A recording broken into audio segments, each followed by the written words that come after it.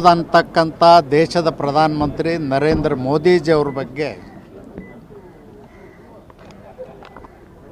AICC ಅಧ್ಯಕ್ಷರು ಆಗಿರ್ತಕ್ಕಂಥ ಮಲ್ಲಿಕಾರ್ಜುನ ಖರ್ಗೆ ಅವರು ಭಯೋತ್ಪಾದಕರು ಅಂತ ಹೇಳಿದ್ದನ್ನು ನಾನು ಖಂಡಿಸ್ತೀನಿ.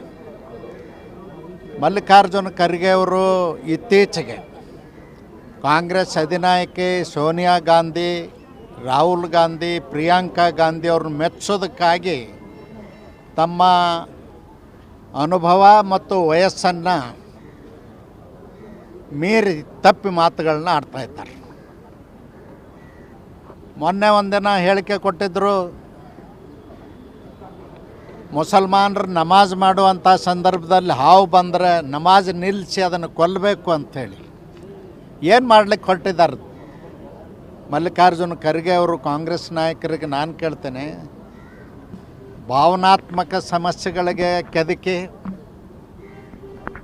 ಕೋಮು ಸೌಹಾರ್ದತೆಯನ್ನು ಹಾಳು ಮಾಡಿ ಜಾತಿ ಮತ್ತು ಧರ್ಮದ ಹೆಸರಿನಲ್ಲಿ ಒಡೆದಾಳು ನೀತಿಯನ್ನು ಇನ್ನೂ 21ನೇ ಶತಮಾನದಲ್ಲಿ ನೀವು ಮುಂದುವರಿಸ್ತೀರಿ ಅಂದ್ರೆ ನಿಮ್ಮನ್ನು ಈ ದೇಶದ ಜನ ಕ್ಷಮಿಸಲಿಕ್ಕೆ ಸಾಧ್ಯ ಇಲ್ಲ.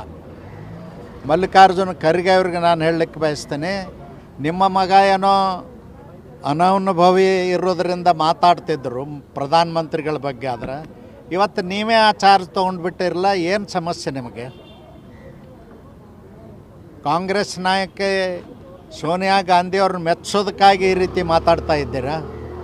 ಮಾತಾಡ್ತೀರಿ, ಹಿಂದೊಂದು ಸಲ ಮಾತಾಡಬೇಕಾದ್ರೆ ಹೇಳಿದ್ರಿ ದೇಶದ ಪ್ರಧಾನಮಂತ್ರಿನ ವಿಷಸರ್ಪ ಅಂತ ಕರೆದಿದ್ರಿ, ನಂತರ ಕ್ಷಮೆ ಕೇಳಿದ್ರಿ. ಇವತ್ತು 140 ಕೋಟಿ ಜನ ನಿಮಗೆ ಪ್ರಶ್ನೆ ಮಾಡ್ತಾ ಇದ್ದಾರೆ.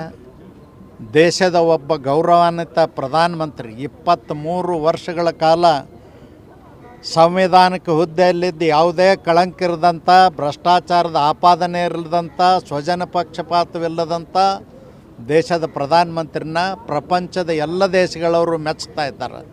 ನೀವು ಇವತ್ತು ಈ ರೀತಿ ಮಾತಾಡಿದ್ದನ್ನು 140 ಕೋಟಿ ಜನ ಶಾಪ ಹಾಕ್ತಾ ಇದ್ದಾರೆ ನಿಮಗೆ. ಆ ಶಾಪದಿಂದ ಕಾಂಗ್ರೆಸ್ ನಶಿಸಿ ಹೋಗ್ತದಂತ ಹೇಳಲಿಕ್ಕೆ ಎಚ್ಚರಿಕೆಯನ್ನು ಕೊಡ್ತೇನೆ.